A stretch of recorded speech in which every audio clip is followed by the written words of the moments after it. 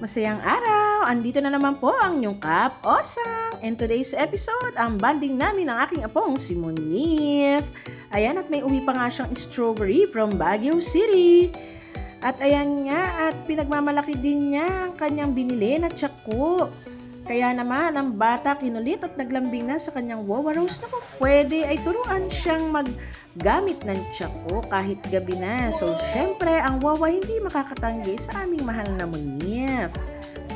Ayan, o, diba? Itinuro natin kay Monif yung basic tiyako o yung paghawak muna ng tiyako at kung para saan ginagamit ito. Syempre, ito ay hindi isang laruan lamang, kundi isang gamit para sa self-defense. Ayan na nga si Yaya, dumating na para sunduin si Monif, kaya so ayaw pa niya dahil gusto muna niyang matutunan at maipakita sa kanyang mami at nanay Beth na marunong na siyang gamitin ito. So, ayan nga. Napaka-tiyaga naman na mag-aral ni Monif at ilang minuto pa ng kanyang pag-ensayo. Eto na nga. Ayan, ang galing-galing talagang ni Monif at napakadaling matuto. Good job, mahal. At dito na lang muna po tayo. Have a blessed day, everyone.